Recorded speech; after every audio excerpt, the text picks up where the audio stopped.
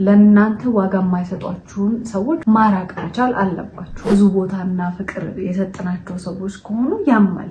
ከዚህ በኋላ ያለኝ ግንኙነት ቢቋረጥ ይሻላል። አረ ይሄን ነገር እንዳትሞክሩ፣ ይሄ እኮ ማለት እንደዚህ ነው። አታስታሙ ሰው። 3 የህይወቴ ልዩ ምክሮች።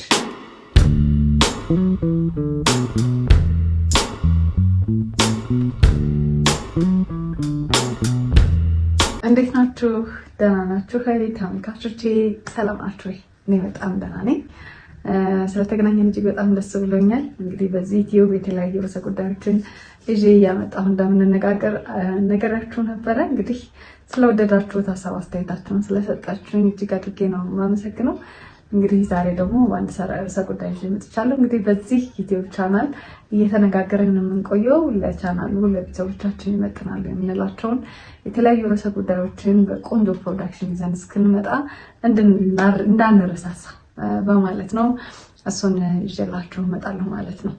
ሰው የዛሬ እንደ ርዕሰ ጉዳይ አድርጌ ይዤላችሁ የመጣሁት በተለይ ከሰዎች ጋር ያለን ግንኙነትና ሪሌሽንሺፕ በምን መልኩ እንቀበለው ወይም በምን መልኩ እናስኪደው የሚሉ ነገሮች ናቸው። እንግዲህ የሰው ልጅ የተለያየ አይነት ሁኔታ ነው ያለው፣ የተለያየ አይነት ባህሪ ያለ፣ እጅግ በጣም ጥሩ ሰው አክባሪ፣ ሩህሩህ፣ ነገሮችን በሚገባ የሚረዳ ሰው ያጋጥመናል። አንዳንዱ ደግሞ እጅግ በጣም አሮጋንት፣ ጥቅመኛ ወይንም ሰልፊሽ የሚባሉ ሰዎች ያጋጥሙናል። አንዳንድ ጊዜ ደግሞ ምን የማይሞቃቸው የማይበርዳቸው ሰዎች ደግሞ ሊያጋጥሙን ይችላሉ። በእነዚህ አይነት እንግዲህ ሁኔታዎች የሚያጋጥሙን ሰዎች በምን መልኩ እናስተናግዳቸው የሚለውን ነገር ዛሬ ባነሳ እወዳለሁ። እነዚህን ሀሳቦች የምነግራችሁ እንግዲህ ራሴ ካገኘሁት የህይወት ልምድ ሰዎች ከመከሩኝም ነው እና 3 የህይወቴ ልዩ ምክሮች ብዬ የምላቸውን እነግራቸዋለሁ። ጎቹ ብዙ ጊዜ ይረሳሉ፣ መጥፎቹ ግን ብዙውን ጊዜ አይረሱም እና በተለይ አሮጋንትና ሰልፊሽ የነበሩ ሰዎችን መቼም አልረሳቸው። ምክንያቱም በጣም ብዙ ነገር አስተምረውን ስላለፉ ማለት ነው። በህይወታችን የማንረሳቸውን ጠባሳዎች፣ የማንረሳቸውን መጥፎ አይነት ስሜቶችን ጥለውብን የሚያልፉ ራስ ወዳዶችና የማይረቡ ቆሻሻ ሰዎች ናቸውና እነሱ ሰዎች በህይወት የመተው ስለሄዱ አንድ ተምሬባቸዋለሁ።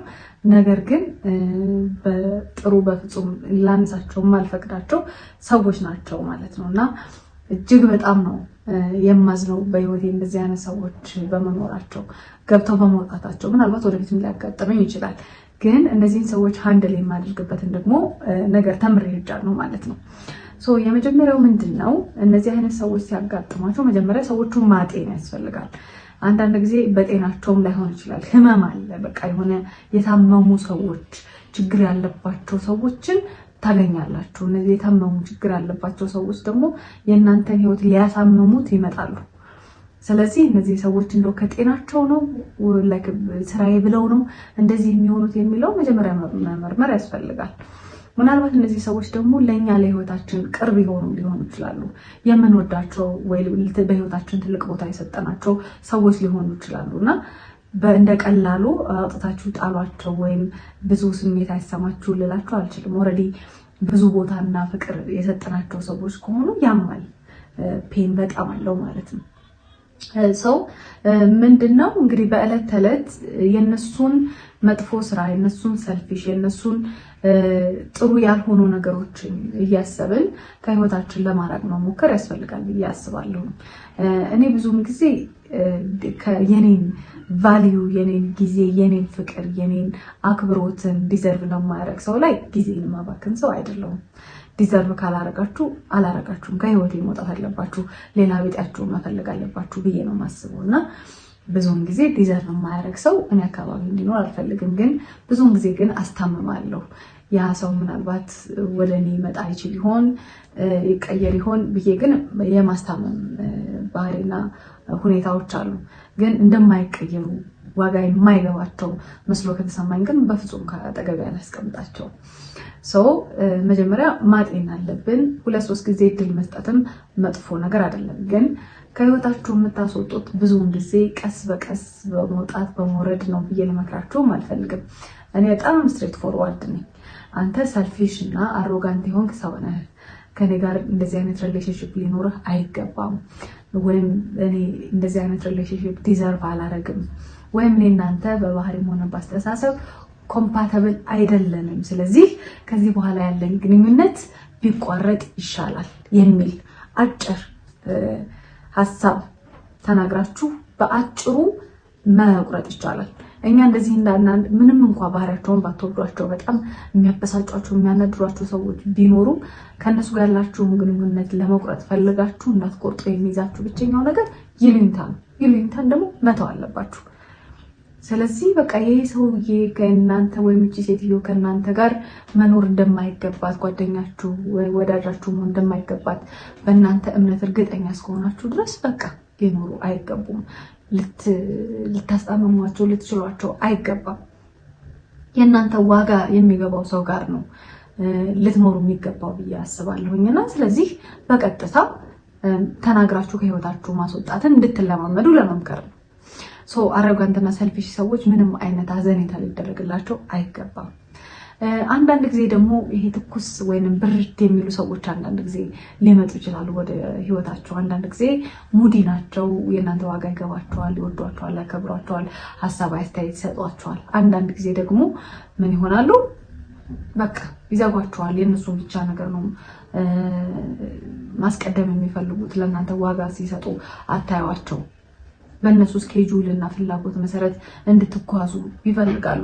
አንዳንድ ጊዜ ደግሞ መጥተው ከእናንተ በላይ ሰው እንደሌለ እስኪመስላችሁ ድረስ እንዲሰማችሁ ያደርጋሉ። እነዚህንም ሰዎች ከህይወታችሁ ማድረግ አለባችሁ። ወይንም ደግሞ ይሄ ነገር ልክ አይደለም፣ ስትፈልግ ወይም ስትፈልጊ በዚህ መልኩ የምታገኙኝ ሰው አይደለሁም፣ እኔ ዋጋ ያለኝ ጊዜ ዋጋ ያለው ለኔ ጊዜና ሁኔታ ዲዘርቭ የሚያደርጉ ሰዎች በአካባቢ ብዙ ያሉኝ ሰዎች ናቸውና ላይክ ዶንት ዌስት ማይ ታይም ብላችሁ ፊት ለፊት መነጋገርን መለማመድ መቻል አለባችሁ። ስለዚህ ብዙውን ጊዜ እነዚህ ነገሮች ስናደርግ የራስን አክብሮት ለራስ ዋጋ መስጠት ነው። ለራሳችን ዋጋ ከሰጠን ከማን ጋር ያለን ግንኙነት እንዴት እንደሆነ መነጋገር እንችላለን። ባይ ዲፎልት በቃ የሚታወቅ ነገር ስለሆነ ማለት ነው። ስለዚህ ለራሳችሁ ዋጋ የምትሰጡ ከሆነ ለእናንተ ዋጋ የማይሰጧችሁን ሰዎች በአካባቢያችሁ ማራቅ መቻል አለባችሁና አንዳንድ ጊዜ ሞቃት አንዳንድ ጊዜ ቀዝቃዛ የሚሆኑ ሰዎችን ፈጽሞ ልታስወግዱ ይገባል ብዬ አስባለሁ። ሶስተኛ ደግሞ እንድታስወግዷቸው ወይም በአካባቢያችሁ እንዲኖሩ ብዬ የማላስበው ነገር የእናንተን መልካም ነገር ጥሩ ነገር የማይመኙ ወይም በእናንተ ኤቭሪ ስቴፕ ኦፍ ዘ ዌይ ሰፖርት የማያደርጓችሁ ሰዎች ምን ይሰሩላችኋል? ኖሩ አልኖሩ ምንም ነገር እስከማይጠቅሙ ድረስ እንደውም እናንተን ቦታ ነው የሚያጠብቡባችሁ። እና አንዳንድ ጊዜ የእናንተ ያልሆነ ነገር ስትተዉ የእናንተን የሆነ ነገር እንዲመጣ መንገድ እየከፈታችሁ እንደሆነ ማሰብ አለባችሁ። ስለዚህ እኔ እንደዛ ብዬ ነው ማሰብ። የኔ ያልሆነ ነገር እተዋለሁ። ስለዚህ ለኔ ያለው ነገር እንዲመጣ ደግሞ በሩን ከፍታለሁ ማለት ነው። እሷን ነገር እስኪ ተለማምዳቱ። ብዙም ጊዜ መተውን መልመድ መቻል አለብን። የማይሆን ነገር ላይ ስትራግል ማድረግ መሞከር ዛሬም ቀይረዋለሁ ነገም እጥረዋለሁ እንደዚህ ብሎ like don't waste your time። ለምንድን ነው ዌስት የምናደርገው ጊዜያችን? በጣም precious ነው፣ በጣም አጭር ነው። every moment of the day you have to have it by you like for yourself። ለምንድን ነው ዌስት የምናደርገው? ስለዚህ እናንተ ህይወት ላይ በጥሩ መልኩ ኢምፓክት የማያሳድሩ ሰዎች በአካባቢያችሁ ካሉ ማሰናበት ነው። ምንም whether it's your friend or family ወይም የስራ ባልደረባም ሊሆን ይችላል። እነዚህ ሰዎች ምን ይሰሩላችኋል? እናንተ ህይወት እናንተ ጋር ምን ዋጋ አላቸው? ምን ቫልዩ አድ ያደርጉላችኋልና ነው የምታስታመማቸው። ስለዚህ you have to let them go መሄድ አለባቸው። እነዚህንም ሰዎች በሶስተኛ ደረጃ ከህይወታችሁ ብታረቁ የእናንተ ዋጋና ሁኔታ የሚገባው ሰው ወደ እናንተ ይመጣል። በእነዚህ አይነት ሰዎች ነው ስለተጠረ ነው ደግ ሰዎች፣ ቅን ሰዎች፣ ሐሳቢ ሰዎች የኛን አመለካከት የኛን አስተሳሰብ የሚገዙ ሰዎችን እንዳናስገባና ወደ ህይወታችን እንዳናመጣ እንቅፋት የሚሆኑብን በቃ ቢዚ የሚያደርጉብን። ስለዚህ ላይናችሁ ፍሪ እንዲሆን ቢዚ የሚያደርጓችሁን ኦብስታክሎች በሙሉ ማስወገድ። ለማስወገድም ማስታመም ግዴታ አይደለም። አታስታሙ ሰው በቃ የታመመ ላይክ ሜንታሊ ኢል ሆኖ እናንተን እርዳታ የሚፈልግ ሰው ካልሆነ የእናንተን ጊዜ የእናንተን ፍቅር የእናንተን ክብር የማይገባውን ሰው ለምንድን ነው የምታስታምሙት? ነው you have to cut it off. Like just no, I deserve more. I deserve to be loved. I deserve to be respected. I deserve like በጣም ጊዜን የኔን ታይም ቫልዩ አንደርስታንድ የሚያደርግ ሰውን I deserve እንደዛ አይነት። ግን አንተ ወይም ግን አንቺ ይሄ ነገር ሊገባችሁ አልቻለም። ስለዚህ have a good time ሌላ ሰው ፈልጉ ብላችሁ መነጋገር አለባችሁ ብዬ ነው የማስበው። ስለዚህ ይሄንን ማድረጋችሁ እንዳትዘነጉ ልላችሁ ነው። አራተኛ ደግሞ ላይክ ጥሩ ያልሆኑ ሰዎች በህይወታችሁ ሊያጋጥሟችሁ ይችላሉ። እነዚህ ሰዎች እንኳን አይ ቲንክ በሽታ ነው የሚመስለኝ እንጂ በጤናቸው ላይሆን ይችላሉ። በጣም ፔሲሚስት የሆነ ነገር ልትሞክሩ ስታስቡ የሆነ ነገር ልትሰሩ ስታስቧቸው ኔጌቲቭ መጀመሪያ ላይ የሚነግሯችሁ ሰዎች አሉ። እነሱ ራሱ ምንም አይጠቅሙችሁ። ይሄንን ኮል አድርጋ አስባለሁ ይሄ ነገር ይቅርብሽ ወይ የሆነ ነገር ይቅርብህ አይ ይሄ ነገር እኮ ፕላን አድርጌያለሁ ምናምን ስትሏቸው ይሄ ነገር ባንቺ አቅም ባንቺ ባህሪ ባንቺ ሁኔታ በፍጹም አይሆንም አትሞክሪው የሆነ ነገር አድርጌልህ አስቤያለሁ ስለው ወይ ይሄ ነገርማ በጣም ከሌት ሞክረው ወይ ከሌ ሞክረው አልሆነም ቢዝነስም ይሁን something በህይወታችሁ ለውጥ ለማድረግ ምናምን ብቻ የሆነ ነገር ልትሞክሩ ስትሉ ኔጌቲቭ ነገር እየተናገሩ የእናንተን መንገድ የሚያሰናክሉ ገና ሳትጀምሩ በእንጭጮ የሚቀጩባችሁ ሰዎች በአካባቢያችሁ ሊኖሩ ይችላሉና እነዚህ ሰዎች ከጀመራችሁት በቃ ብትጀምሩት እንኳን የነሱን ሐሳብና ምክር ወደ ኋላ ብላችሁ every step of the way እንቅፋት እየሆኑ እናንተን ከስራችሁን ከምትፈልጉት ነገር ማስተጓጎላችሁ አይተውም። የሆነ ሰዓት እንኳን ሄዳችሁ ያ ነገር ባይሳካላችሁ ብዬሽ ነበር እያሉ የስነ ልቦና ቀውስ ውስጥ ነው የሚከቷችሁ። ስለዚህ ይሄንን ሰው 2-3 ጊዜ ታዩታላችሁ። ይሄ ነገር እኮ ለማድረግ አስቤ ሲሏችሁ አይ ጥሩ ነው ጎበዝ በርቺ፣ ነገር ግን ይሄ አይነት ችግር ሊያጋጥምሽ ይችላል ብሎ አዎንታዊ ምክርን የሚገስጽ ሰው ማለት አይደለም። አረ ይሄ ነገር እንዳትሞክሩ ይሄ እኮ ማለት እንደዚህ ነው የሚላችሁ ሰው ግን አንዴ ታዩታላችሁ፣ 2 ጊዜ ደግሞ እንደዚሁ ይሄን ነገር እኮ ለማድረግ አስቤ ነበር ብላችሁ ስትሉት ማየት ነው። 3 ጊዜ ምናምን ከተደጋገመባችሁ የሰውዬ በተፈጥሮ ፔሲሚስት ነው በቃ ምንም ኔጌቲቭ የሆነ ነገር ነው እንጂ ፖዚቲቭ የሆነ ነገር አይታየውም። ወይም ደግሞ መቀኛ ነው። እናንተ ባመጣችሁት ሐሳብ ሄዳችሁ ድሪማችሁን ስትነግሩት ያ ድሪም እንዲሳካላችሁ ፍላጎት የሌለው ሰው ነው። ስለዚህ ከዚህ የሆነ ኔጌቲቭ ከሆነ አስተሳሰብ ያለው ሰውና ከመቀኛ ጋር ምን ትሰራላችሁ? ለምንድን ነው ጊዜያችሁን ህይወታችሁን ዌስት የምታደርጉት? ስለዚህ እነዚህም ሰዎች ማስተማር አያስፈልግም። ከህይወታችሁ ማድረግ ብቻ ነው የሚጠበቅባችሁ።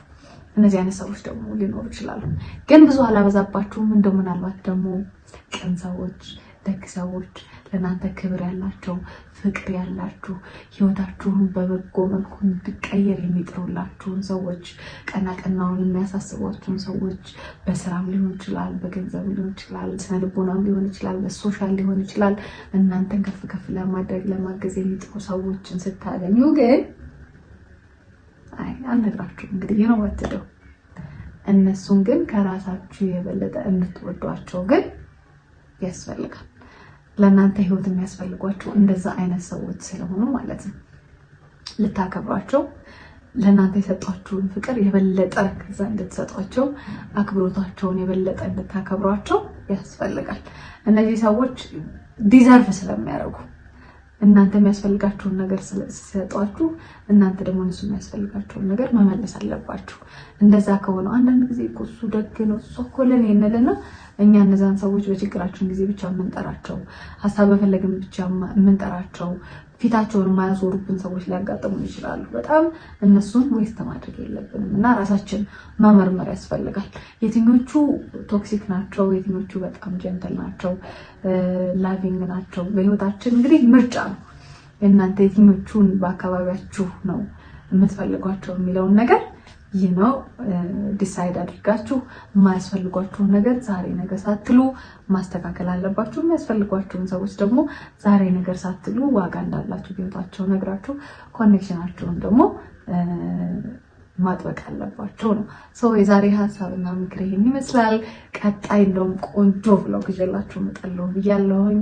አሁንም ሼር እንድታደርጉልኝ ሰብስክራይብ እንድታደርጉልኝ በአክብሮት እጠይቃለሁ። ወዳችኋለሁ። ባይ